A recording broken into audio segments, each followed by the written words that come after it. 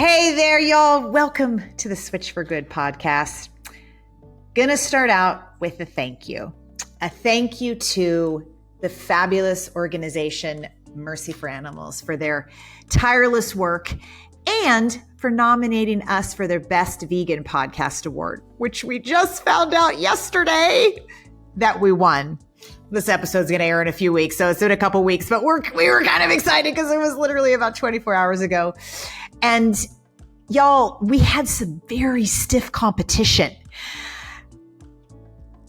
Oh, yeah. I was sure we were going to come in. We both did. Laugh. We need to learn some from our guests on the power of positive thinking, because both of us were like, oh, we're totally going to come in fourth because there were four competitors. But, I think mostly, Alexandra, I can speak for both of us that we really just want to thank you out there, our dedicated listeners who share our podcast with their friends and family and colleagues, and who I'm all bet voted for us. Some of you did, which led to this exciting and a very humbling award. And we also want to say thank you and give a huge shout out to the unsung hero of the Switch4Good podcast, who does not like the spotlight, but who does the tireless work and research and writing that make this podcast what it is. And we know you're listening, Justin, because you are currently probably doing the show notes right now. So from our heart to yours, thank you. Thank you so much for making this podcast what it is. And Alexandra, you have something that you wanted to chit chat about with me and all of the listeners, and I don't know what it is. So take it over, my friend. Yes. So it won't take long because we have a really good guest today. But this is about how we can all save a life. So my husband, Ian, is a cyclist, as you know, and he was out on a bike ride last week. And he was going along the bike path before he went into the mountains on his gravel bike. And he was riding along the bike path about 20 miles north of here, and he saw somebody about 50 yards away in the grass who was slapping a woman. And he stopped and he yelled, "Hey, what are you doing?" And the guy stopped slapping the woman and said, "Oh, no, everything's fine, everything's fine." And then Ian noticed that the woman was unconscious. And so then Ian yelled, "I have Narcan." And the guy who was with the woman said, "Come over here." Now, let me just stop for a second and tell you what Narcan is. Narcan is a drug that you can get at the pharmacy. Any of us can get it. And we can carry it on us to give to someone who might have overdosed on an opioid, like fentanyl or heroin. And because we have such a fentanyl crisis in the United States, don't think it's just people off a bike path, random bike path, who are overdosing. It could be your kids, your friends. So it's important to have this Narcan with you. Well, Ian had the Narcan with him because his naggy wife, who I've been carrying Narcan for 4 years in my gym bag and in my purse. And so when we moved here, and Ian mentioned that when he rides along the bike path, he sees folks who are houseless, who are sometimes using drugs. And so we went out and got Narcan for him. And last week, or 2 weeks ago, I saw the Narcan on his desk and I said, "Ian, this Narcan's not doing anyone any good. There's no opioid problem in our house." He goes, "Okay." And he puts it in his bag. He obviously put it in his shirt before he went on the ride. What do you mean by shot? Like it's a needle? Oh, sorry. It goes up into the nostril.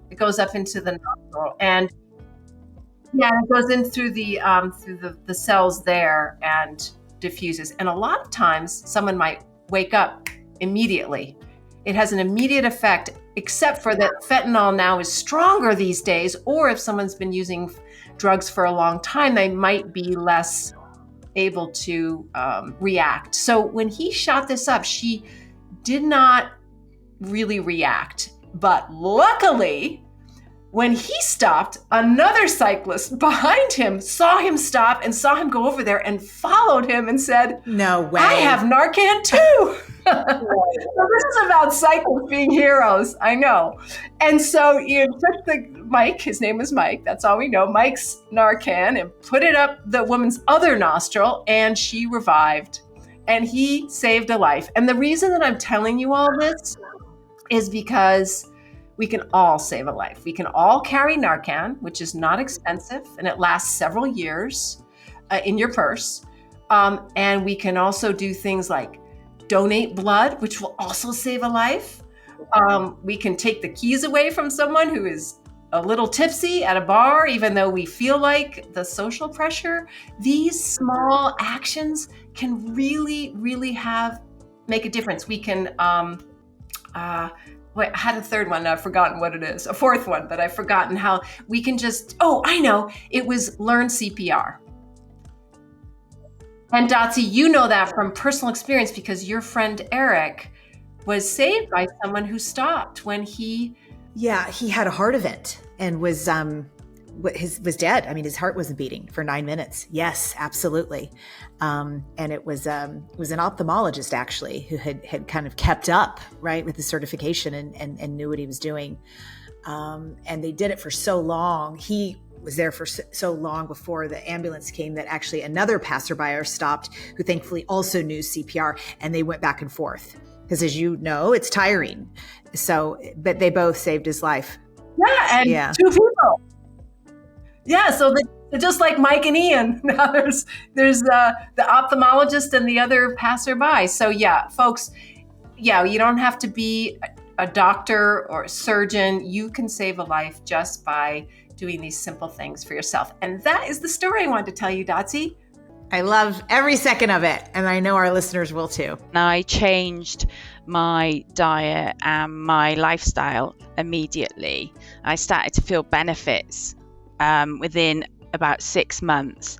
And by a year post-diagnosis, I felt about 80% recovered. I say 80 to 90% recovered with just a few sort of residual sensory symptoms, fatigue almost, I'd say 90% resolved.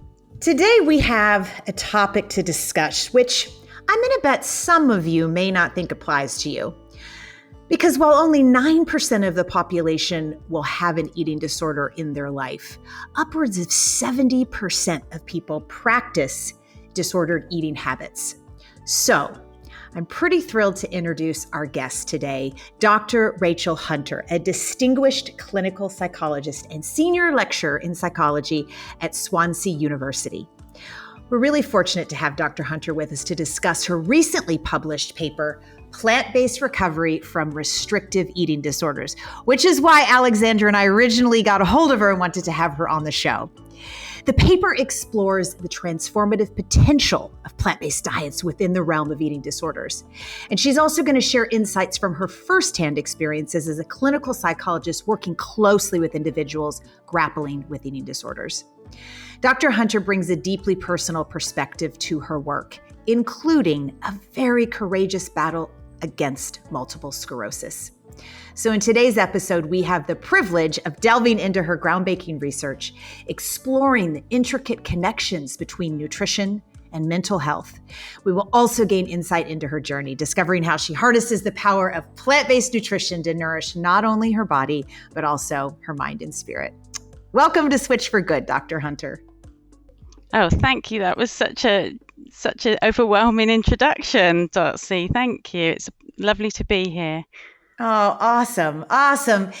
So as I shared with you before we went live, Switch4Good was part of some research into eating disorders and eating disorder recovery, a little bit on someone in treatment and how some treatment facilities are refusing to treat people in need of help because of a misconception that mistakenly views veganism as being inherently restrictive, therefore unhealthy for someone in treatment. Take us through, first of all, the impetus of you writing this paper. What was the reason that you decided to take this topic on? Yeah, it was a kind of a combination of a number of factors coming together, really. as you said, I'm a clinical psychologist by training, and I spent a long time working in children's mental health services here in the UK, in the NHS. And one of the areas of specialty I worked in was in eating disorders. So I worked in specialist clinics with young people and their families who were experiencing largely anorexia, bulimia, the more restrictive and troubling eating disorders that we see in adolescents. So I had first-hand clinical experience of working with this presentation. And of course I had, who doesn't have friends growing up who've experienced eating disorders? Every young woman does, don't they? So I obviously had friends who had been affected. So I had this clinical experience, and I was quite aware that in inpatient settings, as you said, Dotsy, being able to eat vegetarian or vegan was simply frowned upon, not allowed, and sometimes this was problematic in the treatment for the young people. So that was the background really of my clinical experience. And then, as you said, I had my own experiences of health and illness when I was diagnosed with multiple sclerosis in 2012, and that led me on my own personal journey to plant-based eating as a health intervention for well-being.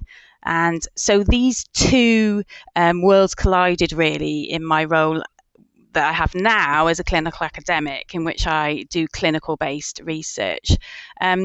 So these two things collided, and I was working with a couple of students on a master's program at Swansea University, and they were really interested in looking at this topic. So we thought, why not? Let's really delve in and see what we can see. I'm a qualitative researcher. That's my passion. I love talking to people and getting the data straight from people's mouths, finding out exactly what's going on rather than bringing theories to patients or people. I prefer to hear directly from the person. That's very much my way of approaching research. So really, that's how the research came about.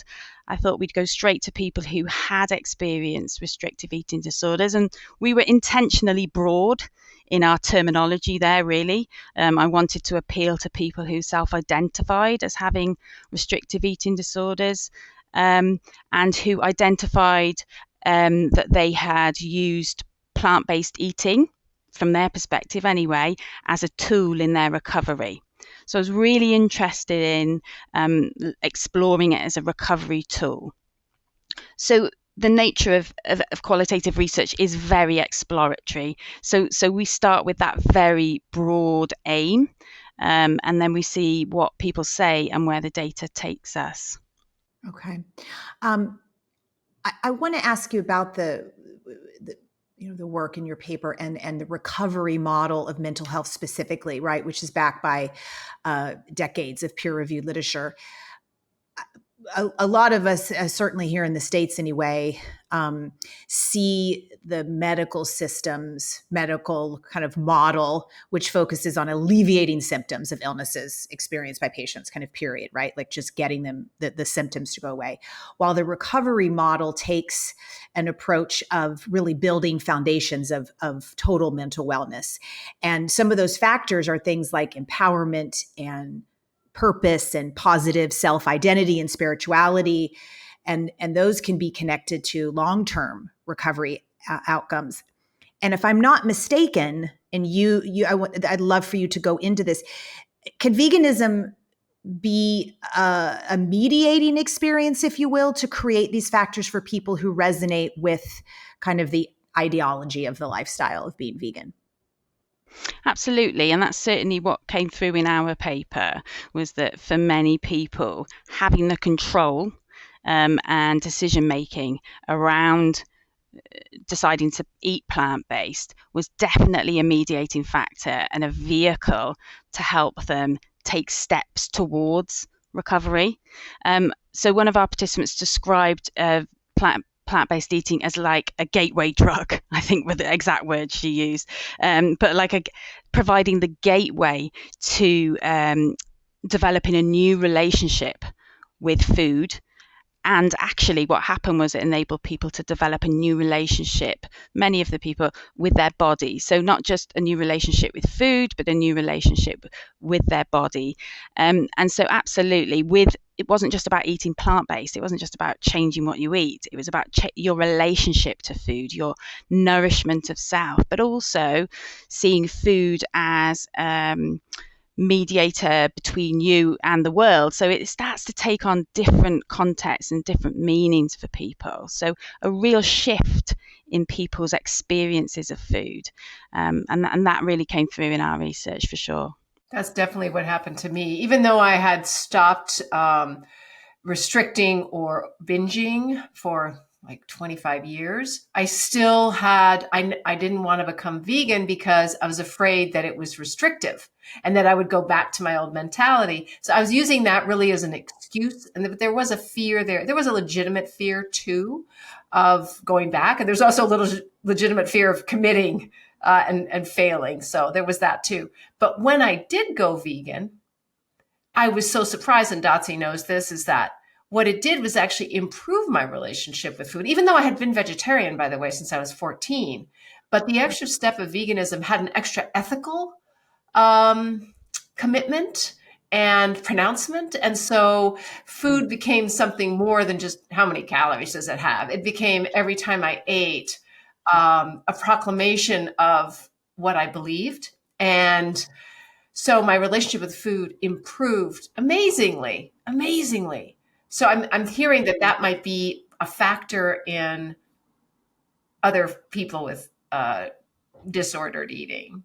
Yeah, that certainly was one of the themes that came through our analysis. We spoke to 14 people in very in-depth interviews, and through the process of analysis, we could identify the themes that came up again and again and again throughout all of the interviews. And you've absolutely explained it really well, Alexandra. You know, people described it connecting them to kind of a purpose that was bigger than themselves. And within recovery, within well-being, within, development of the self-development, and, it's really connected to that sense of looking outside of the self rather than looking in. So yeah, absolutely connecting to a wider meaning. It was really came through our research as well.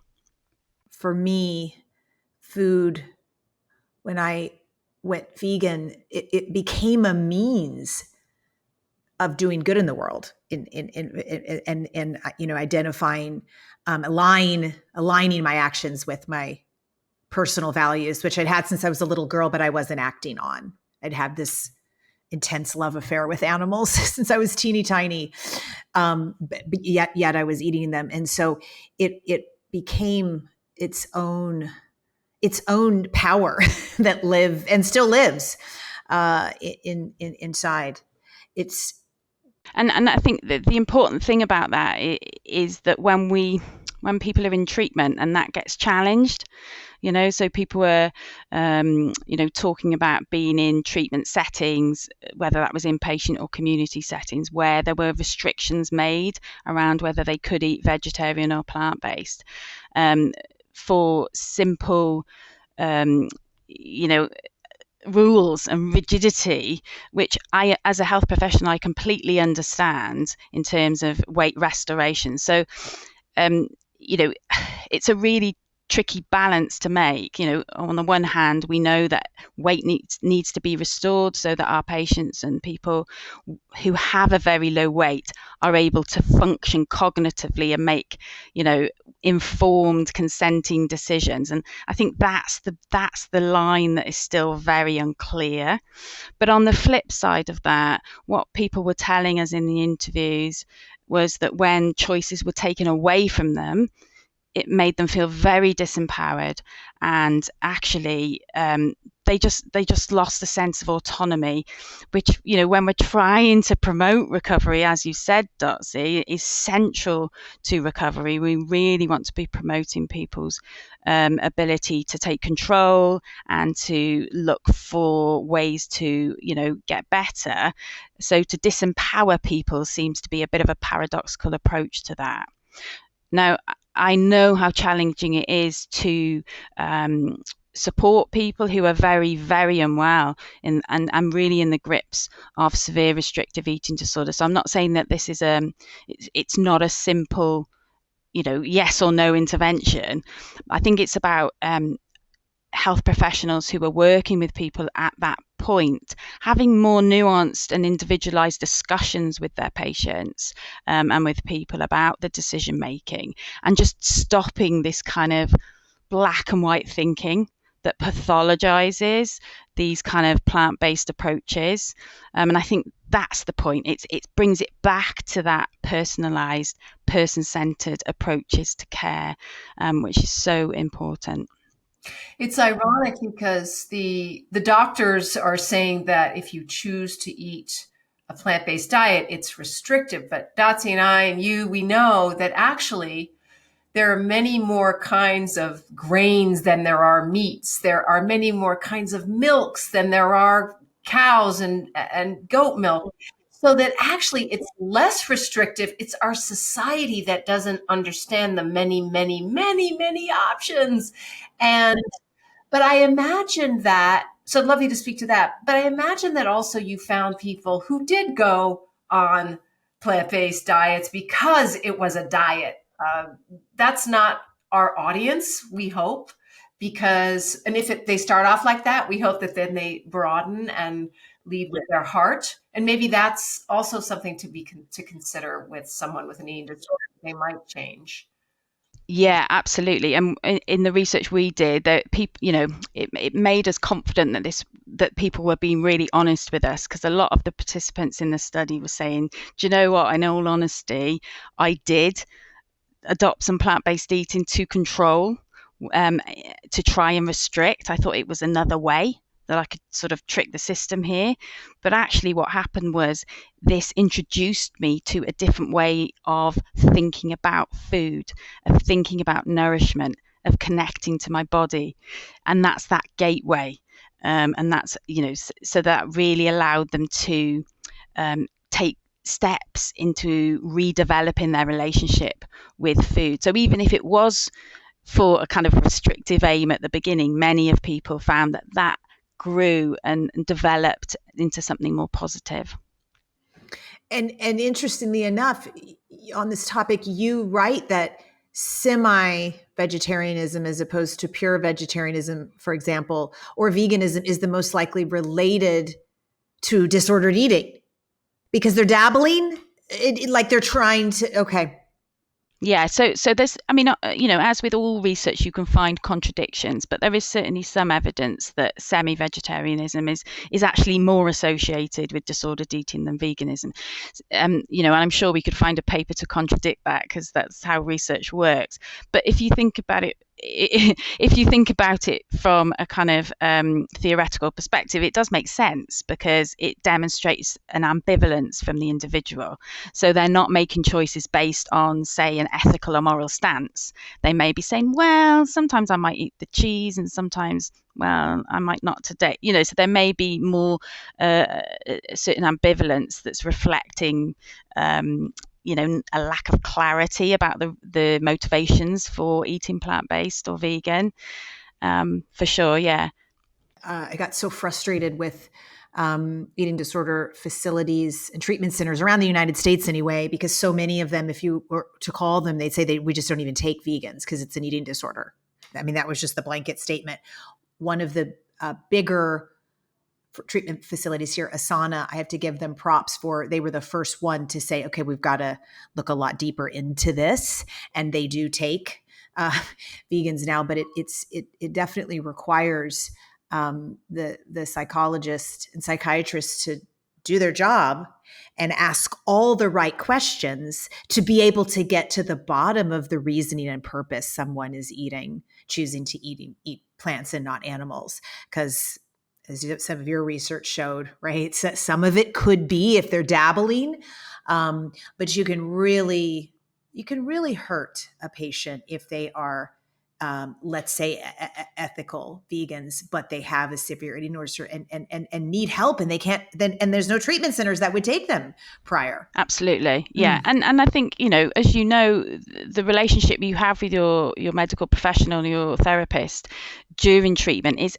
absolutely central to your recovery. It's so important. So if you are basically just dismissing the individual's wants or desires, completely out of hand, then that's going to put a strain on that therapeutic relationship. I mean, it's much better to be able to develop a a good supportive therapeutic relationship. And I'd hope that with people I've worked with, that you can do that, to be able to have a sensible, respectful conversation about it, to say, look, we're really worried about you. We really need you to have, we need your weight restoration before we can have these conversations. And I'm so frustrated that I can't, we can't facilitate this for you now, but perhaps when we get to this point, this is a conversation we can revisit. So that it's not just a yes, no, there may be lots of grey areas in between, because, the relationship we have with patients, with our clients, is fundamental to whether recovery, is going to be supported and effective. And I'd speak to a second point as well, Dotsy. Fundamental to this is the fact that more and more people, as you know, and I know, are moving to a plant-based diet. So the demand will be there. Facilities will need to respond as more and more of this becomes more popular, as we know it is. And related to that is, we need the research. We need longitudinal research following people like the people I spoke to in my research over time, to see, how they do. So, it may well be that what we see is people who independently choose to use plant-based diets as part of their recovery from an anorexia or restrictive eating disorders. Who knows, perhaps they do better in the long run. And that when we have that research, then that's going to put much more pressure on facilities and treatment specialists to say, okay, actually, this is a really good tool. It's making people connect to wider purpose. It's connecting them to a wider community. It's making them reconnect to their bodies in a healthy way. And that has to come through the research that we desperately need, talking to people who are using plant-based approaches to living in recovery with eating disorders. So, thanks to the work you guys are doing, that hopefully that'll start to happen as well.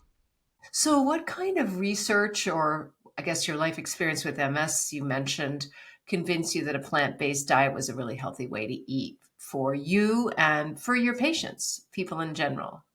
So when I was diagnosed, that was in 2012, so just coming up to my 12-year anniversary of diagnosis. And it was a really devastating time for me and my family. I had two small children at the time. My daughter was only 18 months old, and my son was just coming up to 5. And it came out completely out of the blue. I had no family history of multiple sclerosis. I didn't really know a great deal about it, and I became very unwell very quickly, and waited quite a while for a diagnosis. Sadly, here in the UK, I had to wait for a while to be seen in the NHS system, and in that period of time, I started to do my own research, as most of us would, and realised that it probably was multiple sclerosis that I was going to be diagnosed with. And I came across the Overcoming MS program, which is based on a range of research and evidence-based literature. And it derives from the work of an American neurologist, actually, Professor Roy Swank, who did a study in the 1940s, 50s, in which he followed a group of MS patients who he put on a low saturated fat diet and followed them for about 40 years. I mean, you would just never get a study like that now, would you? But obviously, one of the ways that he implemented low saturated fat was by minimizing the amount of animal animal foods they were eating. And so although there was some meat within the diet that he recommended, it was predominantly a lot of fiber, etc. So that was the basis of the work that was picked up by another academic medic over in Australia, somebody called Professor George Jelinek, and he himself was diagnosed with MS, and his mum had lived with MS. And so when he was diagnosed, he went and often did his own research and found Professor Roy Swank's work. So when I was diagnosed, I came across all of this research. And luckily for me, Professor Jelinek had pulled that work together into the Overcoming MS program. So there were dietary recommendations around a whole food, plant-based diet plus fish, if people wanted that, for the neuroprotective omega-3. And the program, it also includes stress management, which is anti-inflammatory, so meditation, mindfulness, and regular exercise. So I came across that program, and that was really what led me to changing my diet immediately to a pretty much plant-based. I'd like to go back when you said, you just kind of swept over that you became quite unwell. Can you unpack that for us? What happened? How did you feel? What was happening to your body? So that then we can traverse into when you started to eat the plants, what started changing positively? Yeah. So as I said, I became ill quite suddenly, but in retrospect, there have been symptoms going back over a number of years. But at the time, I went and sort of completely numb down my right side. You could almost sort of draw a line down the middle of my body. So I had complete numbness, which started from going down my arm right down to my hand, and then it gradually progressed down my entire right side. So obviously it was really scary. I remember sitting in a play group with my daughter who was playing on the floor and having this kind of experience. And as a psychologist, I kind of knew that this was a neurological symptom and thought perhaps I was having a stroke, or that this was perhaps a brain tumor. Unfortunately, it progressed more over the coming few days, and I went to see my sort of general practitioner, who suggested that maybe I had a migraine, which seemed a little minimizing, but I think we could probably get into a whole other podcast on the minimizing of women's health presentations. So I kept going back to the GP. The numbness, of course, was affecting my whole right side, so it led to some slurred speech, a limp, because I obviously couldn't feel my right foot as well. And I was experiencing extreme fatigue, which, looking back, had been going on for probably about a year. But of course, I had an 18-month-old and a 4-year-old, and I worked in the NHS in quite a stressful job. So I just thought, this is what it's like. You're just tired, you're just exhausted. But obviously, what I know now was that I was experiencing, fatigue from the inflammation that was happening in my brain. So the symptoms started to gradually improve without any intervention over the course of the next 6 weeks. I'd been referred to neurology at this point, but I had to wait for about I don't know if it was about 6 weeks for an MRI scan at that point. And then when I had the MRI scan, I had to wait a further 6 weeks to get the results.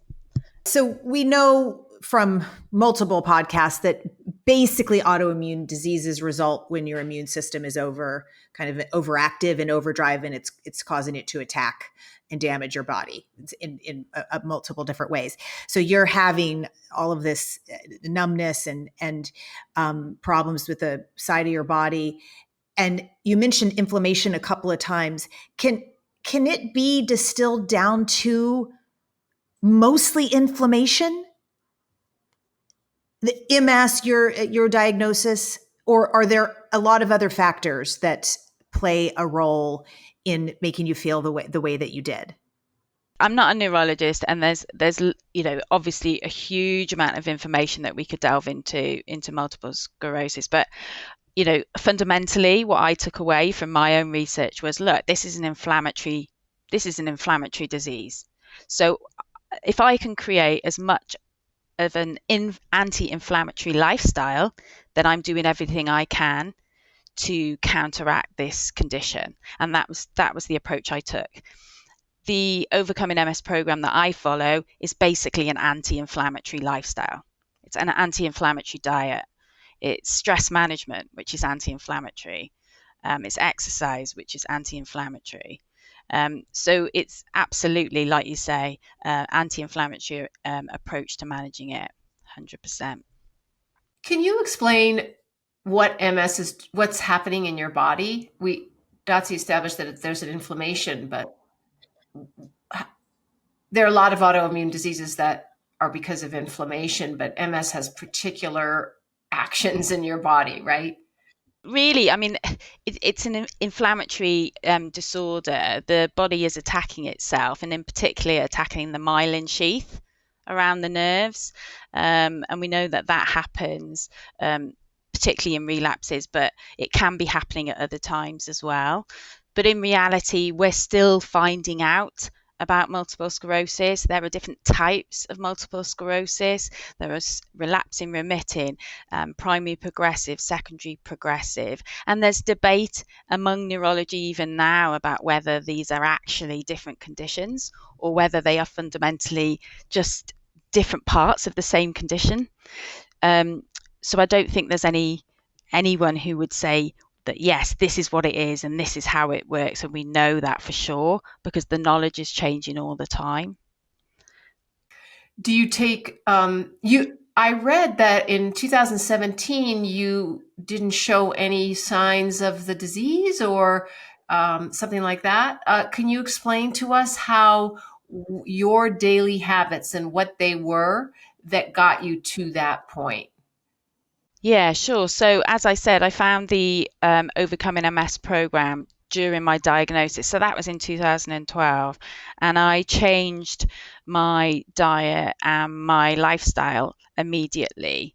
I started to feel benefits within about 6 months. And by a year post-diagnosis, I felt about 80% recovered. I say 80 to 90% recovered, with just a few sort of residual sensory symptoms, fatigue almost, I'd say 90% resolved. I was yes, you're right. I did have I've had a couple of repeat MRI scans since then. I think 2 or 3, and each one of them has demonstrated no evidence of disease activity. So my MRIs have been stable since I made the changes to my lifestyle. Now, I'm not naive enough to think that that will always be the case. And I think when you live with multiple sclerosis, you always live with the level of uncertainty. That's certainly one of the most challenging psychological aspects of the condition, for sure. But I'm absolutely confident that the changes I made to my diet and my lifestyle had a huge part in the stabilizing of my condition, for sure, definitely. It's not just plants, which is, I guess, exciting because there's many aspects to your healing and your journey and your continued journey that you share with people and you encourage people to do. You talk about resilience and stress management and the power of optimism. And I'd love to take a dive into those because not everyone listening has MS, thank goodness. But every single human being that's moving around on planet Earth has a little bit of, or a lot of bit of inflammation going on, which is a precipitous. And you have some really powerful tools. Why don't we just start with I'm curious how your body or the body, whoever's body, responds to an optimism practice, if you will, or really recognizing optimism instead of pessimism on a daily basis. As a psychologist, I'm fundamentally signed up to the idea that the mind and the body are connected. That's absolutely fundamental. So that's always my starting point. But if we take, for example, the idea of stress, we know, and it's widely accepted even by medical colleagues, that stress is related to inflammation. In the case of multiple sclerosis, there's a really strong and accepted literature base that stress is associated with relapses in multiple sclerosis. So again, that link to inflammation. So if we start from that point and we flip it and we think, okay, so if stress is inflammatory, let's think about the opposite of stress. So does that mean the opposite of stress is anti-inflammatory? Well, yes, it does.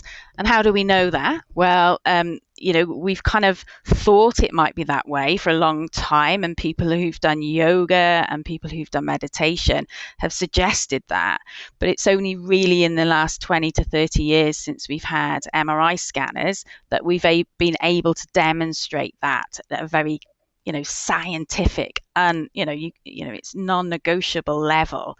If people are meditating and we put them in an MRI scanner, the different parts of the brain light up, the parts of the brain that we know are related to relaxation and that promote the parasympathetic nervous system response.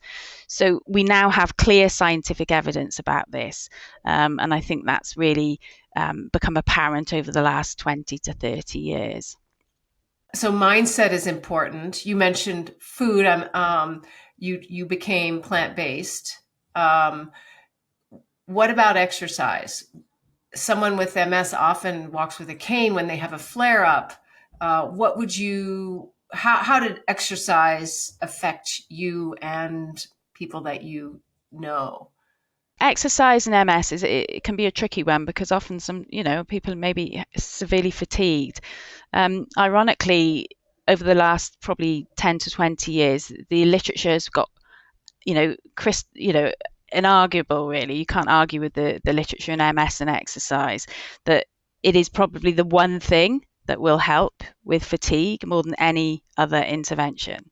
So supporting and suggesting that people with MS or other autoimmune conditions, for example, start small with their exercise and start to build that up gradually over time. Finding exercise that you enjoy means you're going to do it. That's fundamental. That's really important. Don't sign up to do exercise you hate. And making sure that you have the support to exercise in the right way. I think for me, what was really important was changing my life in a way that just integrated movement and integrated these anti-inflammatory approaches to lifestyle. So, for example, for me, I made massive changes to my life. I changed my job. I changed where I live. My life looks very different now. And, I think it was making those decisions that enabled me to feel like I had some agency over my condition. And that in itself, I believe, acts in the same way as something like meditation, creating these changes within the brain and the nervous system to promote that anti-inflammatory response that is protective. Yeah, you live in a beautiful part of Wales on the ocean. I really enjoyed looking at photos of your university and the surrounding town. Your neurologist basically told you when you were diagnosed there was nothing you could do. Yeah. What are the top 3 changes you would recommend to someone who's just been diagnosed with MS? What are the 3 things that it sounds like they should sign up for OMS or to be involved with OMS? For sure. Yeah, I mean, I'm a massive supporter of the Overcoming MS program and charity. I direct anyone who is newly diagnosed and who, like me, wanted to take some control over their condition. I direct them to the Overcoming MS website, where you can find so much information.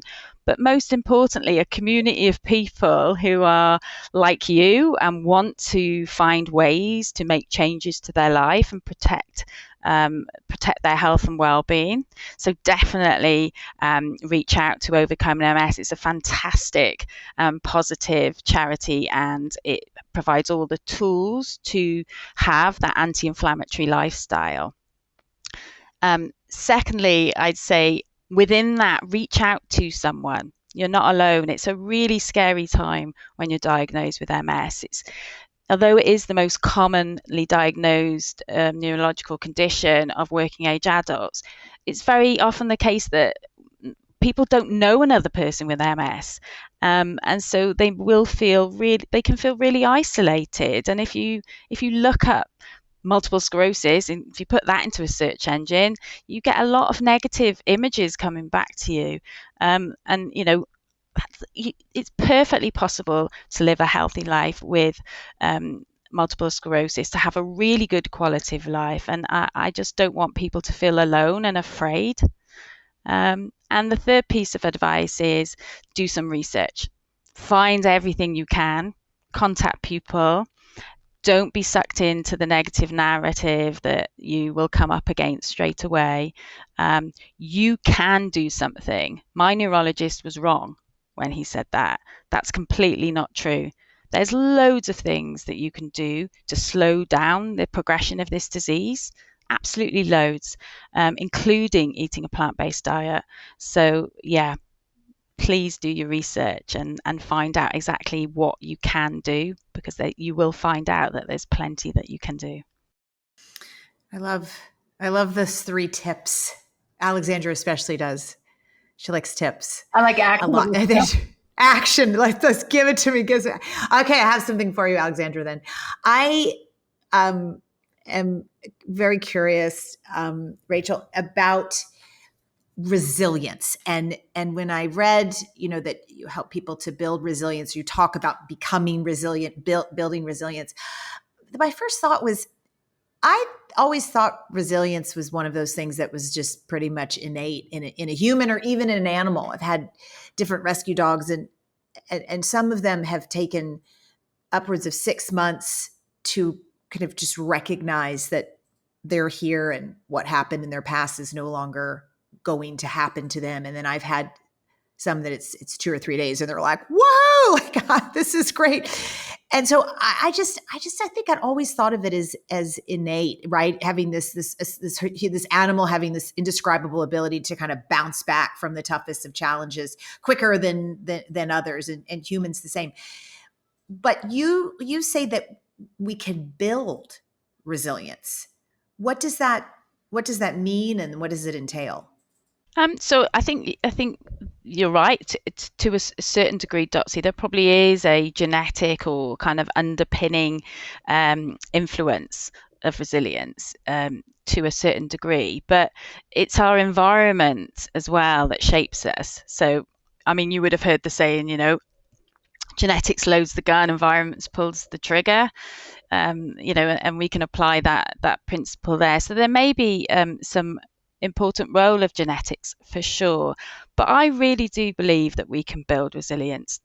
I think we have to believe that, and I've seen it. I've seen that people, when they've been at their lowest, have made a decision, right, I'm not going to be beaten by this, and I'm going to really keep going, and that makes me certain that we can build it. And when we look at positive psychology and we look at the themes that are identified in that work and that theory, that speaks to the same concept as well.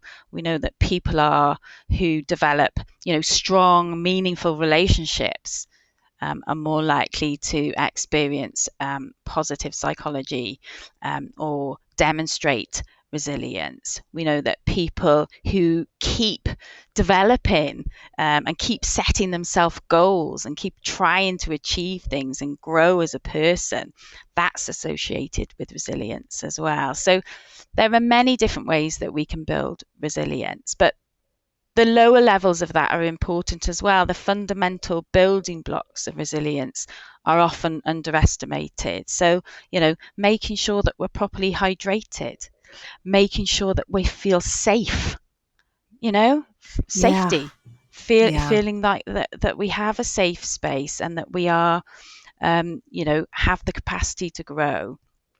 Making sure we're getting enough sleep. How much do we underestimate sleep in regulation of the immune system and in general well-being? So there are very physical, concrete things that need to be in place to enable before we can even begin to think about resilience.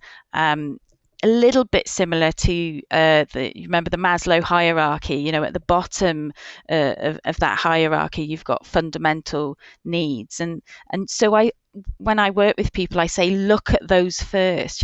Really, are you getting enough sleep? Are you hydrating enough? Do you feel safe?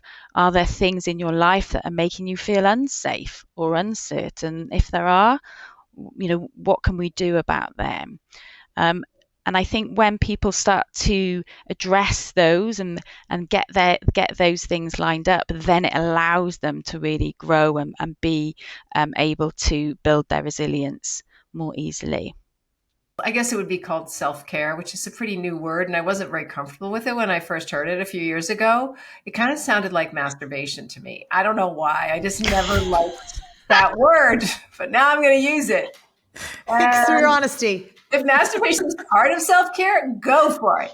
But routine that makes you feel good, like a regular exercise routine, and not letting not having toxic people near you, and eating well. Those all make me be able to cope with life, because that's what resilience is being able to cope. I think you've just mentioned something really important as well, Alexandra, because I think self-care, we often think of it as these really important things like eating well and sleeping well and hydrating, but there's a whole other area of it which is at an emotional and psychological level. And you did mention it just briefly, like those toxic relationships, things that are in our lives that create chronic stress. Okay, and particularly for people with MS, but actually for all of us, chronic stressors, things that we may feel we cannot control, toxic relationships, perhaps even things like unresolved grief, unresolved trauma. These provide a very chronic and cumulative stress on the nervous system, and that is inflammatory.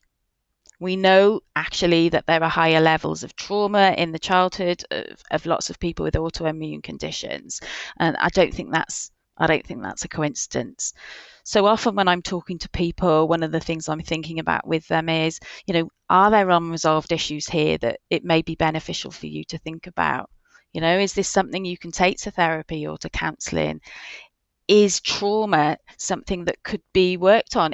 Could trauma therapy be something that could be useful for you physically and emotionally? Again, it just brings it back to that combination of the integration of mind and body. You talk about the 3 Ps in terms of resilience. Can you share those with us so people can have 3 tips in their head, which I love? I was doing a lot of research and work around resilience for a chapter that I contributed to the most recent Overcoming MS handbook. And I did publish a paper based on my summary of some of the key things that I felt were relevant. And as you say, it was summarized as the 3 Ps: pleasure, purpose, and practice.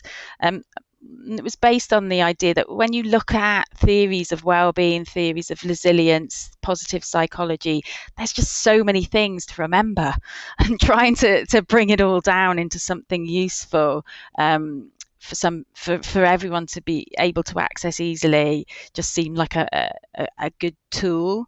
And related to what you touched on, Dotsie, just talking about optimism. So the P and pleasure, so just connecting people to things that they enjoy, acts that light them up, because that's protective. Doing things that you enjoy makes you feel good. It's protective. But not only that, doing the things we love often connects us to people and community that have a same mindset or share a similar interests, and provides that community aspect that we know is so protective socially and emotionally. Doing things you love allows you to get into the state of flow. So the state of flow is something that we know, that's when you feel like you've kind of lost track of time and you can be doing your favorite activity and suddenly an hour's gone by. That could be reading, sewing, whatever it is. And that state of flow we know also is protective. It creates that, activates the parasympathetic nervous system, that relaxation response that's so protective, which is fantastic. So doing things you enjoy is it's not a luxury, it's essential for well-being. So doing things you enjoy, and often those things you enjoy are things that connect you to a wider purpose or to your purpose. And again, that creates that parasympathetic nervous response. It's doing the things we love, the things that light us up. And finally, practice. And as any of you know who do any form of kind of yoga or meditation, that's why they use the word practice, because we never get there, do we? We just constantly going with that. We're just creating that regular practice. So I really like the idea of that as someone who practices yoga and practices mindfulness. I like the use of the word practice, because it's a really gentle way of saying, look, this isn't something you just do and then it's done. You don't just say, oh, I'm going to do yoga once and then I've got the benefits of yoga. No, you have to keep doing that and evolving, and it's a constant practice. I have to live my life like this forever to, in terms of what I eat and how I live, to ensure that I'm maximizing my health, living with MS as I do. This isn't something I can just stop. I have to keep going. This has to be a daily practice of promoting my well-being. It's something I have to keep doing. So I really like the idea of the notion of practice as well. Gosh, this whole podcast has been really mind-opening and healing too, to traverse these subject matters around, ED and MS, and then thinking about what it means to adopt resilience and adopt a resilience practice, and being optimistic and removing toxicity from our lives, whatever that might be, if it's a person or an alcohol or things that are toxic to us. And then the 3 Ps, which you ended with and are really fantastic. Thank you so, so much. You're welcome. It's really lovely to talk to you, but I'm really, excited that you're sharing this work. And, if it's helpful, I can explain to people a little bit about where they could find some of these information about That's our next question. And where can they find you and your work? Yes. Yeah. So you can find me in a lot of places, but I am on Instagram as Dr. Rachel Hunter. That's Rachel with an A. Also on Twitter as Dr. Rach Hunter, RACH Hunter. And you can find information about the Overcoming MS program at www.overcomingms.org. Thank you so much. And thank you for your work. We're very happy that you're helping so many people. Thank you. Thank you for inviting me along.